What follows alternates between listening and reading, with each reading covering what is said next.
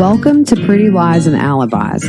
Let's seek the truth and travel the long road to justice together. What you know, Alibiers? It's Monday for you, Saturday night for me. I am pre-recording a couple of episodes so that when I get down to the low country for the Alex Murdaugh, by the way, I'm going to say it Murdaugh because I listened to the 911 call like 50 times and he pronounces it Murdaugh.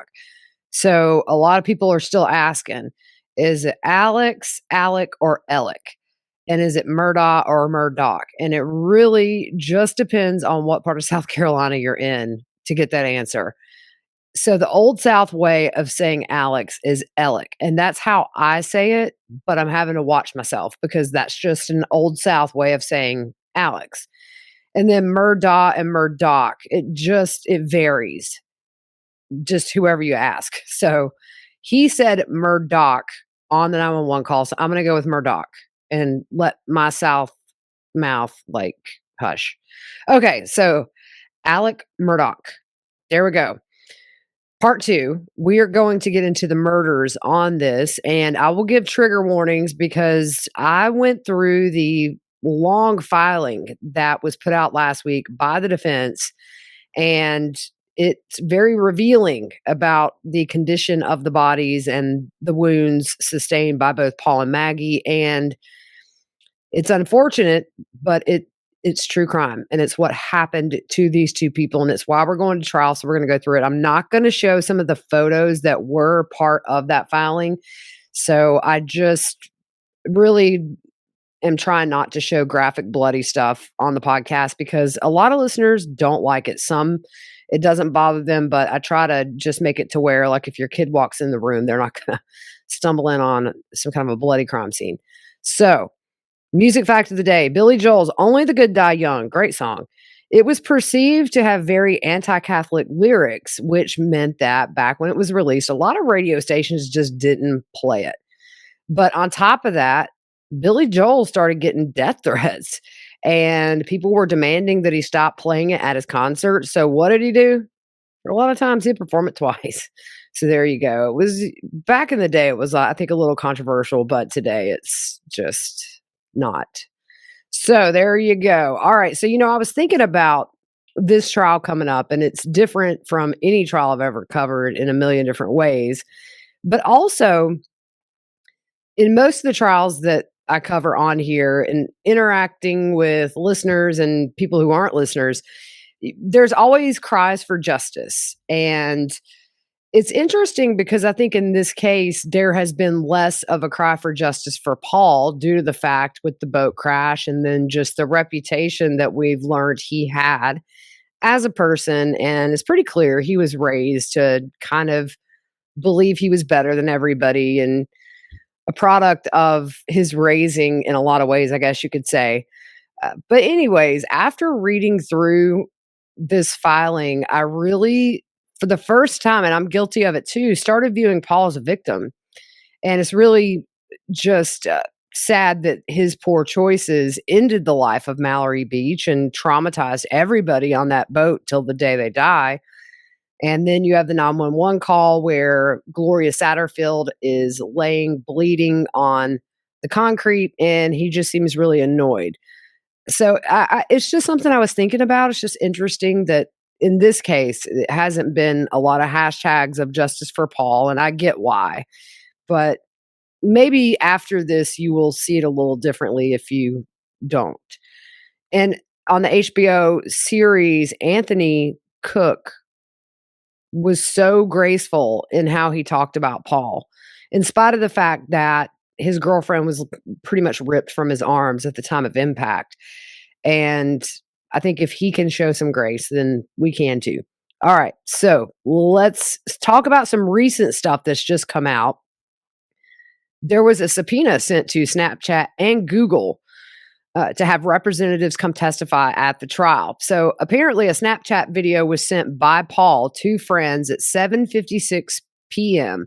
the night of the murders, which is just about an hour or an hour and a few minutes before he's brutally murdered. And chief prosecutor for the state grand jury, Creighton Waters, He says this video is critical to the case, and the contents of the video is important to proving the state's case in chief. So, very interesting what might be on that video. So, we left off on part one where Paul was in court for the boat crash. He was charged with 2 counts of boating under the influence, causing great bodily harm, and the third was resulting in death for Mallory, of course. He was facing decades in prison for these charges. And before the murders, a lot of people, I think most people, felt like he was going to get off somehow. And who knows? We will never know for obvious reasons. But like I said in the last episode, the stronghold that this family had in the Low Country was just crazy. And one thing I've noticed sitting here is my logo is directly behind my head. I put it there for nothing. Can't see it. I got to redo this studio, by the way. All right. So March 29th, 2019, the family of Mallory Beach filed a wrongful death lawsuit against the Murdaugh family. Also, a petition was filed on behalf of Connor Cook for an inquiry into collusion and civil conspiracy concerning Alex's legal ties and his conduct after the boating accident. If you remember, we talked about how Alec and his dad showed up at the hospital, was going into everybody's rooms, telling them not to talk to authorities. You don't know who was driving the boat, that kind of thing. So Paul pled guilty to all of the counts against him on April 18th. At the end of July, his attorneys have filed a motion to modify conditions of his bond, asking that he be allowed to attend college, work, live, consult with his attorneys, and for any other lawful purpose, be able to leave the counties that he was supposed to stay in. Because originally he was not able to leave the area while waiting for the trial. But on July 29th, Judge Michael Nettles ruled that Paul could travel outside the counties of Hampton, Beaufort, Allendale, Collington, and Jasper to attend the University of South Carolina in Columbia, where he was starting his junior year. And not only that, but he was allowed to travel anywhere in the state of South Carolina. On top of that, the state asked that Paul wear a monitoring bracelet and also have alcohol monitoring while at school. Now, the judge denied that request. Now, I'm going to tell you, if you and I had a pending charge of a DUI or a BUI resulting in death, we would be monitored and we would not be able to move about the state, and we would definitely have alcohol monitoring. So you see those little rulings like that clearly were in his favor. And I wonder if it's a thing where Alec knew Paul would not be able to abide by at least the alcohol part of that. And then that would just, put him in jail. So who knows? But Paul went back to school, and not all students were happy to see him. I mean, social media was just vicious about the death of Mallory Beach and the fact that Paul was a rich kid whose dad and grandfather pretty much ran the Low Country as far as a legal sense. And so he just didn't get a super warm welcome. And it should be noted, there was a hearing scheduled for just a few days after the murders where Alec would have had to turn over some financials. And, that hearing could have exposed the financial crimes that we now know about that are so massive. And just, that's one thing that I'm not really including in this kind of build up to the trial, because it would take so many episodes to talk about the many, many families that he ripped off. And a lot of times it was poorer families. It was minorities. He targeted very vulnerable people in bad situations and did it successfully for quite a while. Years, $10 million. It blows your mind. But people also had reported that Maggie had consulted with a divorce attorney in the weeks before her murder. Now, what do you do in that kind of a divorce where there's, in her mind, a lot of money to go around? Well, you hire like a forensic accountant to go through the financials and see what she's going to be entitled to if they were to get divorced. Those things kind of, to me, I thought were more motive-wise than anything as far as Maggie. I don't know, though. I still don't know, really. I don't know if we'll ever know the true motive. But fast forward to June 7th, 2021, the day of the double murders. That very morning, Alec was confronted by his law firm about where missing money for client disbursement and settlements were at. And this was a newer revelation that was revealed just a few months ago at the federal trial of Russell Lafitte, who was convicted of helping Alec misappropriate and launder millions of dollars. And I really do think that Lafitte is going to be the first of many who are going to take the fall with Alex, see, there we go, Alex, for doing his dirty deeds. We ain't seen nothing yet, y'all. There's gonna be a lot of trials happening of people associated with him.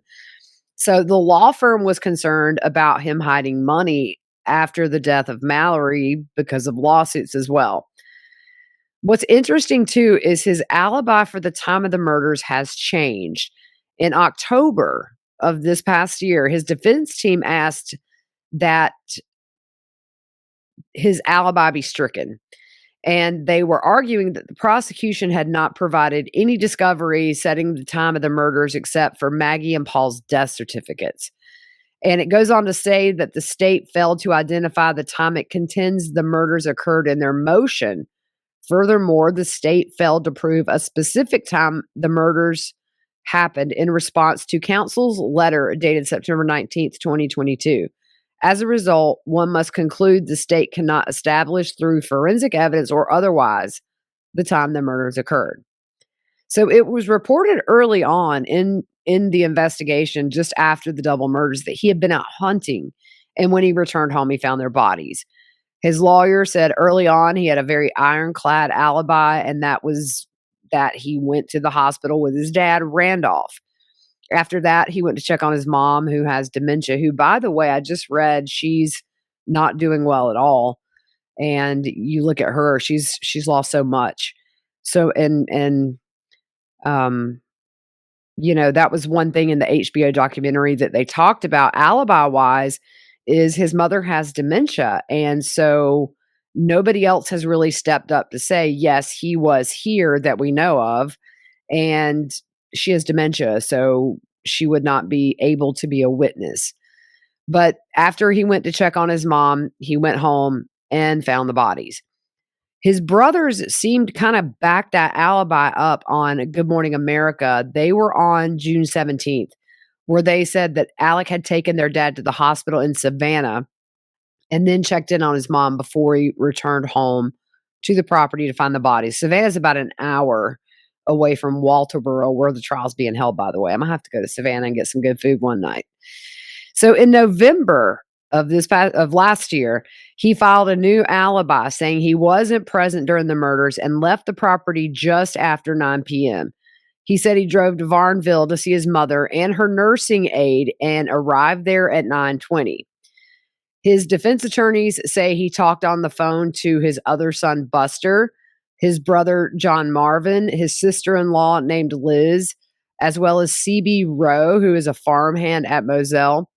And Chris Wilson is an attorney from Bamberg, and he actually worked on the case in which Alex's law firm confronted him about that missing money that very morning. That one case, Chris had worked with Alec on that lawsuit.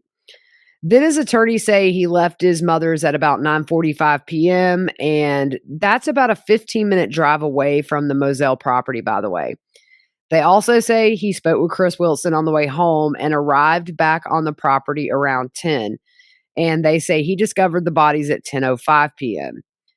Now, what's interesting is this. On the HBO Max special, his attorney, Jim Griffin, said that he went to Moselle after getting off work around 6:30 p.m. and had dinner with Maggie and Paul. Griffin goes on to say that Alec laid on the couch and took a nap, waking up around 9.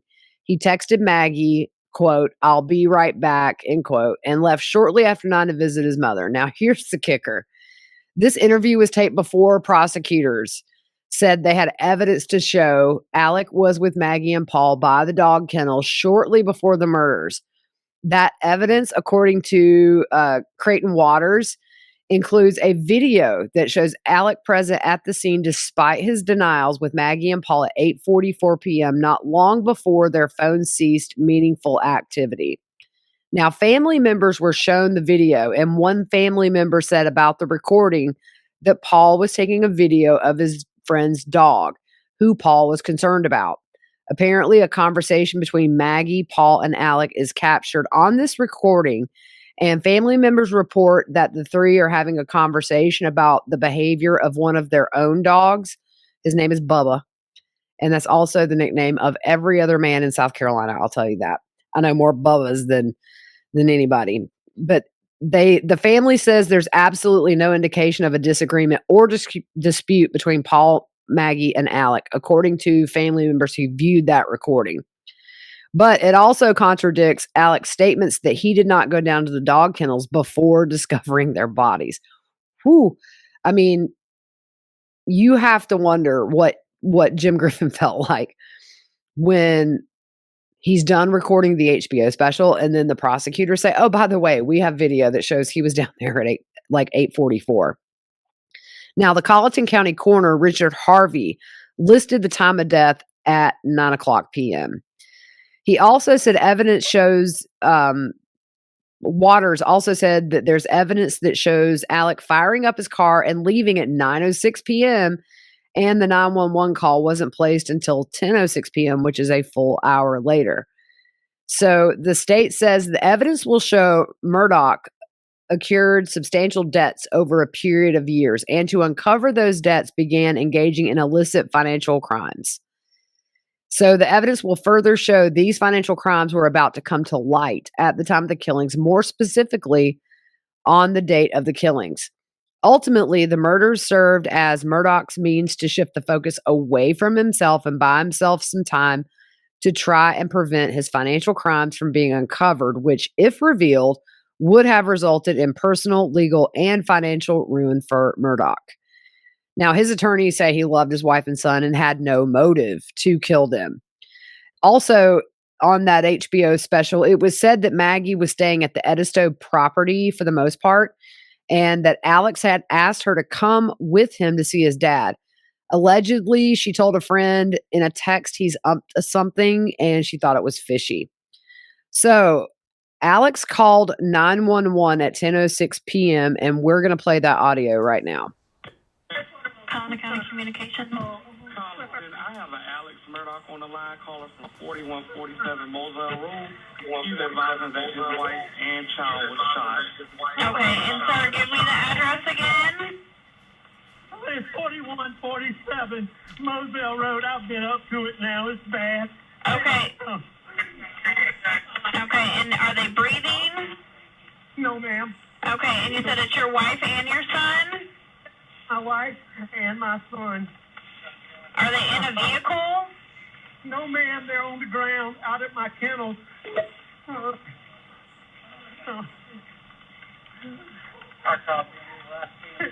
Okay, and did you see anyone? Okay, is he breathing at all? No, nobody. Is she? Okay, do you see anything? Do you see anyone in the area? No, ma'am. No, ma'am. What color is your house on the outside? What color is your house on the outside? It's white. You can't see it from the road. Okay, is it a house or a mobile home? It's a house. Okay, and what is your name? My name is Alex Murdaugh. Okay, and did you hear anything, or did you come home and find them? No, ma'am. I've been gone. I just came back. Okay, and was anyone else supposed to be at your house? No, ma'am.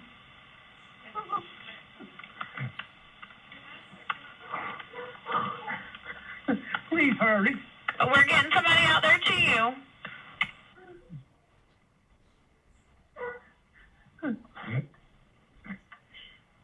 Oh. Oh, man. Oh.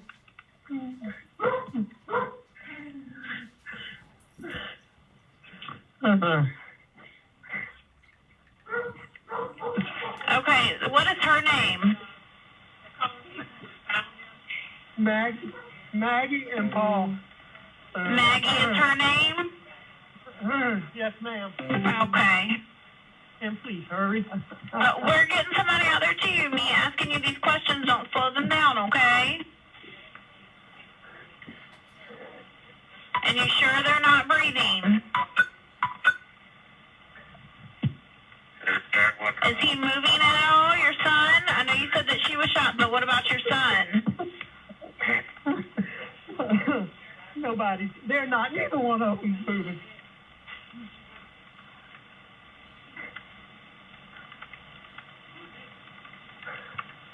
What is your telephone number? And does anything look out of place? Ma'am, not particularly, really, no, ma'am. Okay. Okay.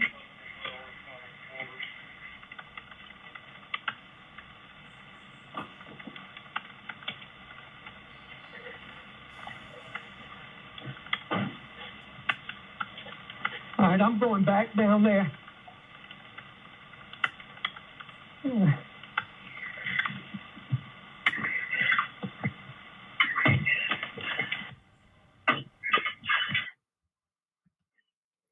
So, one thing that stands out to me and has always stood out to me since this 911 call was released.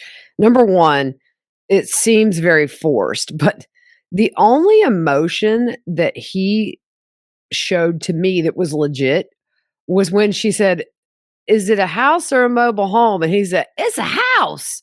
I mean, that was like the only time to me that I heard actual emotion in the man's voice. How dare somebody assume he lived in a mobile home, right?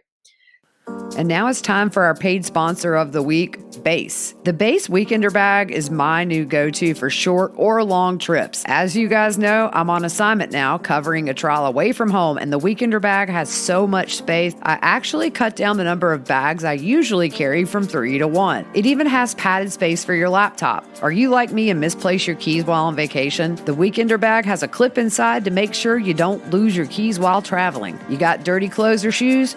Not a problem. The Weekender Bag has a separate compartment on the bottom that's separate from the main compartment. The material is durable and the shoulder strap is super comfortable even when the bag is full. There's so many little nooks and crannies for all your travel needs. The bag comes in stylish colors and I chose navy. The Weekender Bag was actually created by actress Shay Mitchell, and she really thought of everything a frequent traveler needs. The Weekender Bag even fits in the overhead compartment on planes.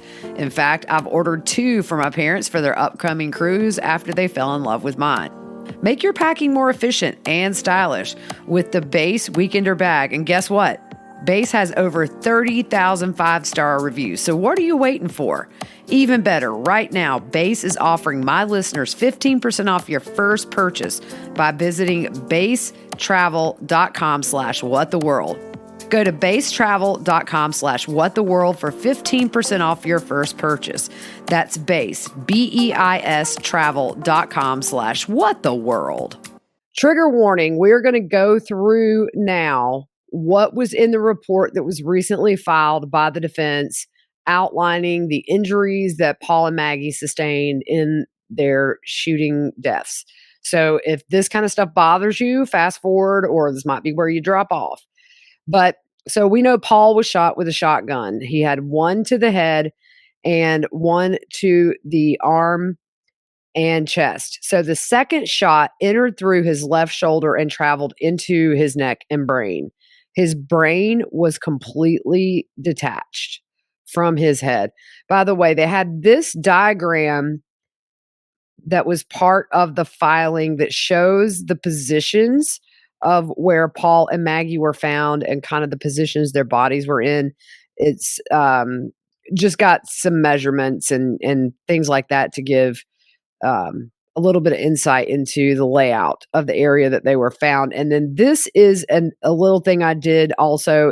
If you're new, I've got a lot of new listeners on this. I I always put the link in the description that goes to the photos that I show on the YouTube version. But these are the positions where Maggie and Paul were found, the location. And so Dr. Kenneth Kinsey, who is an expert witness for the state, says Paul was shot twice while standing in the feed room or the mud room that was attached to several covered but outdoor, what they call dog runs. And Paul was discovered on the covered sidewalk outside the door of this room and was face down on that cement walkway. In the report, it says he was shot once and began moving slowly towards the door and then was shot a second time, which that was the fatal shot that went into his head. It's also said whoever shot Paul was outside the door of the feed room to the west. He said, based on the angle of the shot, it's unlikely that the shooter was standing with a shouldered weapon at the time of a second discharge. So let's get into exactly where these gunshots were and what they did. So Paul had two. The gunshot wound to the shoulder and the head, they said that was a small game shot. The entrance was the top left shoulder traveling in anatomical left to right direction. It enters the left side of the neck and proceeds to go into his head. The brain was severed and exited through the anatomical right side of the head. There was an upward trajectory slightly front to back. The brain was completely detached from the head. There was no suit or stippling, and that wound was terminal. It was an immediate death.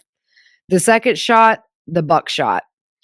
Entrance was on the anatomical left side of the chest near the midline. Stippling is present on the left side of the wound. There is a left to right trajectory exiting left side of the chest and underarm. There is what they call a plastic wad is present in exit chest wound. So the shot spread and continued through the upper left arm. Now, I think what they're talking about, this plastic wad, is part of the shotgun shell, and it was still lodged in him. But Dr. Kinsey said he thinks the chest wound was the first shot. It was from several feet away as Paul stood just shy of the approximate center of the feed room. His position was facing slightly southwest at the time of the buckshot penetration. After entry, which they said is a large angled wound, the buckshot traveled subcutaneously, which means just below the skin, across his left chest and exited under his arm.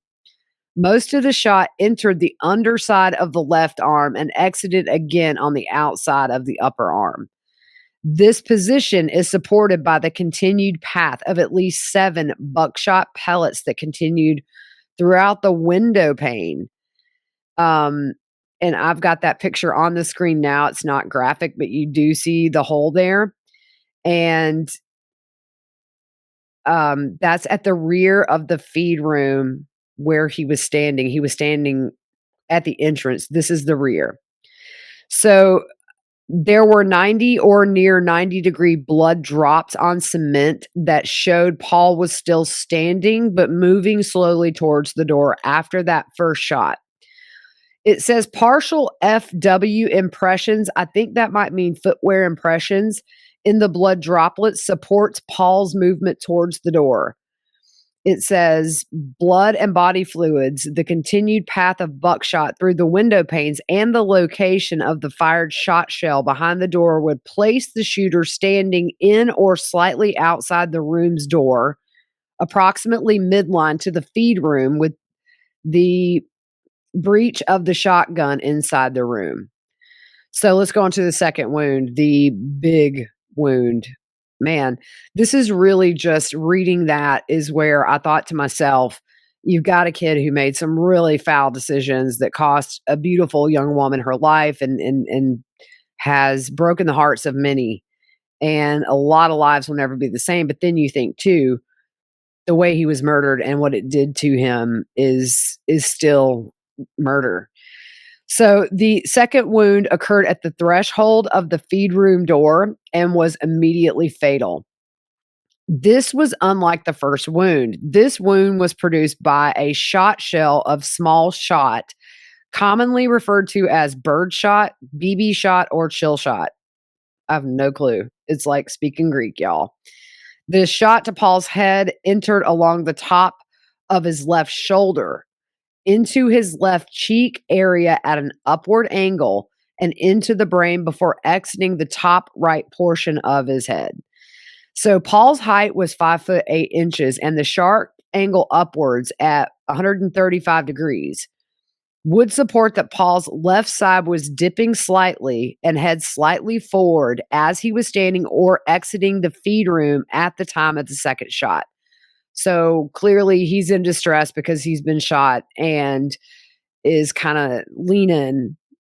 And it always fascinates me how they can tell these things by the trajectory and the angles and all that.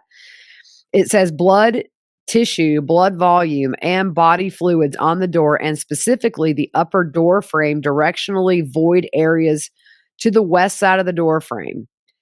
Spatter documented on the southwest side of shelved items inside the door. And the portion of the severed brain would place the shooter outside the door to the west side of entry. The length of the shotgun would be needed for a reasonable degree of certainty, but it is unlikely the shooter was standing with a shouldered weapon at the time of the second shot. So moving on to Maggie. She was shot with an assault rifle 5 times. Gunshot number 1 to the anatomical left side of her torso, grazing wound to her abdomen with projectile upward through the left breast. Bullet continues into the lower left jaw, face, and ear. Bullet enters the brain with no apparent exit location. That would have been an immediately fatal shot.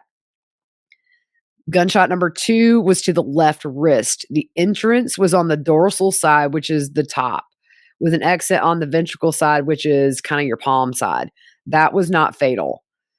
Left thigh, number 3, is the left thigh. Entrance is front to back, downward at a left to right angle. Exit wound is on the back of the thigh. The wound contains stippling. It says 2 inches, no suit, non-fatal. Gunshot wound number 4, back of the scalp and head. Anatomical right entrance, terminal, immediate severe brain injury. Exits head and travels into upper shoulder back area at a downward trajectory. Immediate incapacitation and would cease all movement. Ah, that poor woman. The upper abdomen, gunshot wound number 5. Entrance, anatomical right side, front to back. Potentially fatal, but not immediate. Severe organ damage. Exit wound on lower left side of the back. This wound contains stippling 3 inches, no suit. Similar angle to wound 3, which is a downward, that gunshot wound number 3 was the left thigh. So in the report, it asks, can the sequence of shots to Maggie be identified? And he says she had 5 gunshot wounds. The shots to the upper abdomen and left thigh have similar range, stippling, and trajectory, and would not cause immediate death to her. Gunshot number 2, the wrist, would not be considered lethal in most cases if it is not a continuation of the upward left torso wound. This wound could be the result of the projectile located in the doghouse due to its lack of incapacitation and the unknown movements of Maggie and the shooter. He says the estimated ejector direction and range are not sufficient without being able to test fire the same weapon with the same ammo to make a certain decision. The location of cartridge casings would only provide a possible location of the shooter and where Maggie was, and is subjective due to their unknown movements. He bases his opinion on the location and positions of the bodies, the bullet path of known wounds, and physical damage caused by those wounds. So again, he says the left wrist may or may not be a continuation of that gunshot wound to the abdomen. He determines the gunshot wound to the wrist, the left thigh, and the upper abdomen were the first series of shots fired at her.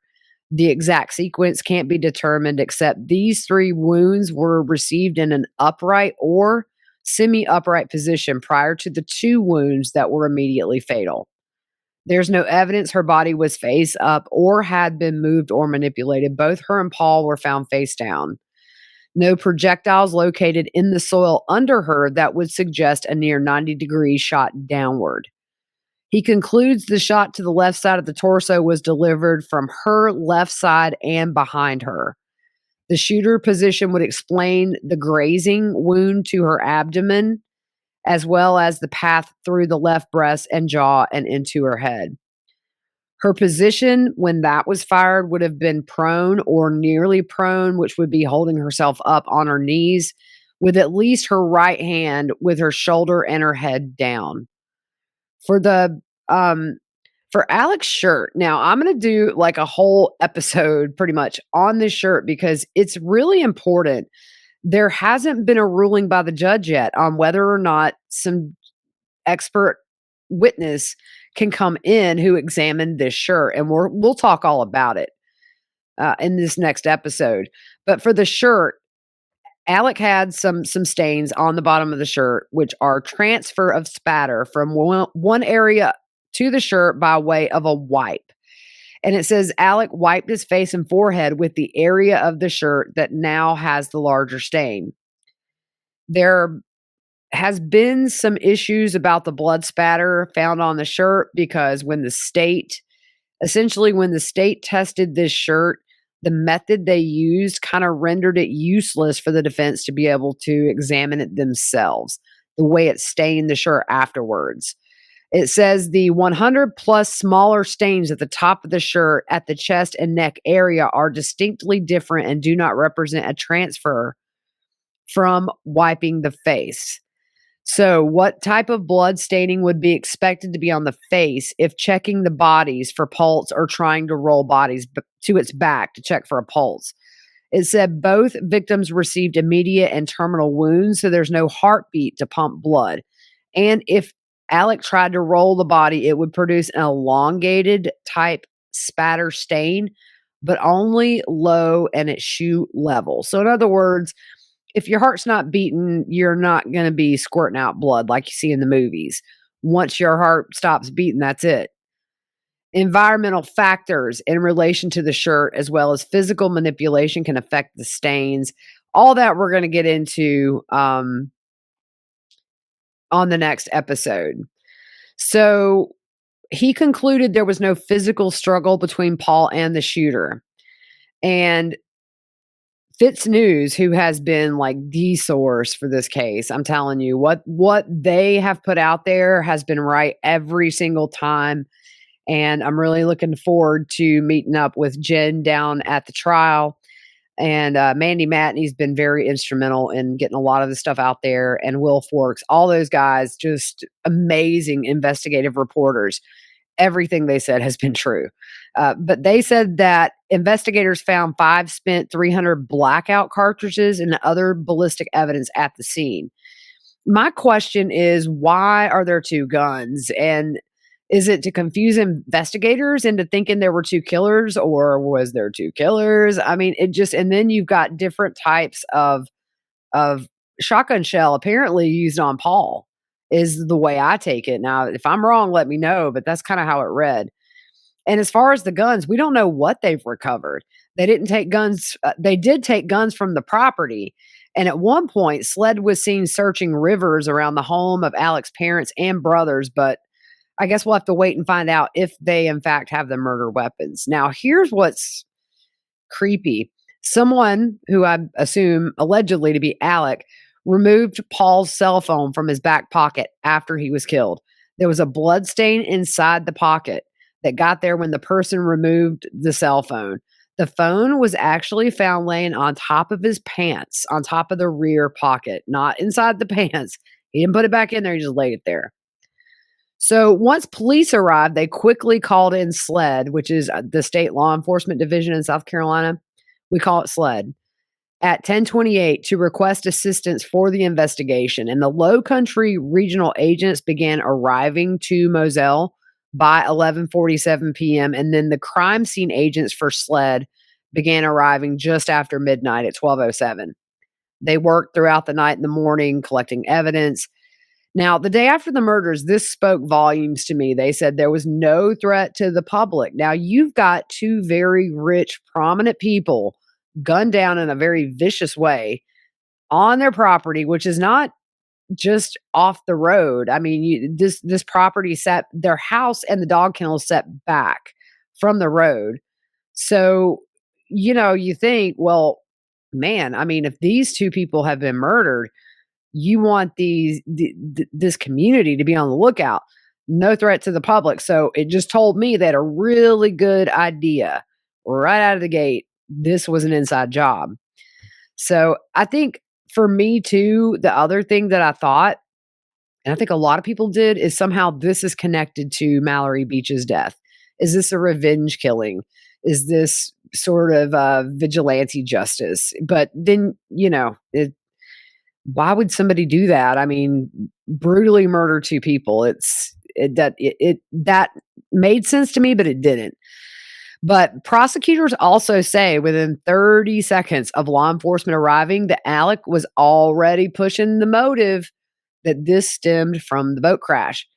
But as far as what the prosecution said would be Alec's motive for murdering Paul and Maggie, ultimately the murder served as Murdaugh's means to shift the focus away from himself and buy him some additional time to try and prevent his financial crimes from being uncovered, which, if revealed, would result in personal, legal, and financial ruin for Murdaugh. I think I just read that, y'all. Sorry.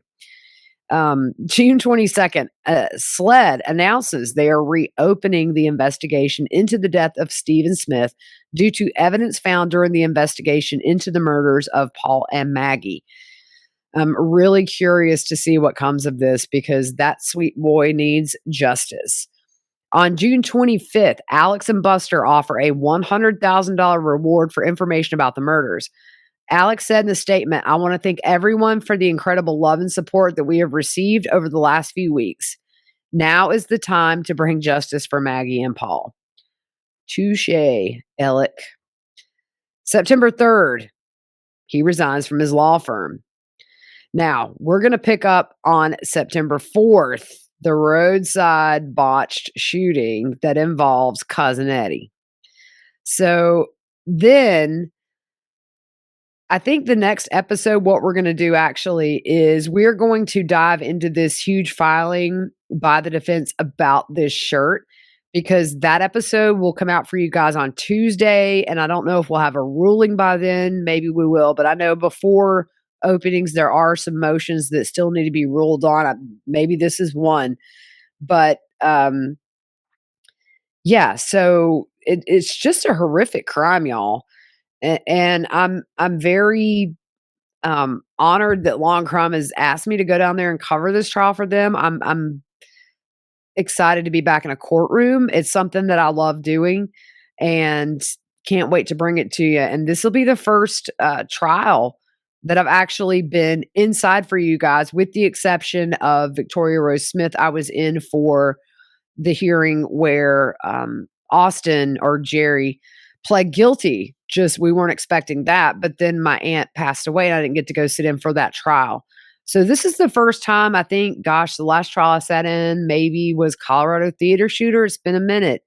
And it's so nice to meet people that you respect and follow online. Brian Enton's going to be there. He's been all over the Idaho murders case, as well as Gabby Petito, people from Fitz News, just all over. It's really nice to meet everybody and just make new friends. And, that's the nice thing about trials is you're there for a really, really bad reason. Somebody's lost their life in a very vicious way. But then you find out that most people there have the same goal, which is to see our judicial system work and to seek justice for those who cannot seek it for themselves. So next episode, we're going to get into that shirt because it's going to be a big ruling. I think if that shirt is not allowed to come in, it's going to be a little bit of a blow to the prosecution, but seems like they have a lot of things up their sleeve, like the Snapchat video that we're just learning about. So, all right, guys, we'll see you next episode. Hope you have a good rest of your day. And yeah, bye. Wait, I guess I better do my outro, right? Oh, by the way, before I say bye, this is the Southern goodbye. You say goodbye 5 times as you inch towards the door. Last night I had a horrible nightmare. So I dreamed it was my first day on scene for the trial. And I woke up and I felt a hole and I had lost my front tooth in my sleep. And I don't know what kind of an omen that is, but like I don't even want to look up the dream interpretation. But yeah, I dreamed I lost my big front tooth, and I thought about Dennis the Menace where he stuck the chiclet in his false teeth. Anyways, that's my nightmare. All right, y'all, I'm out of here. See you soon.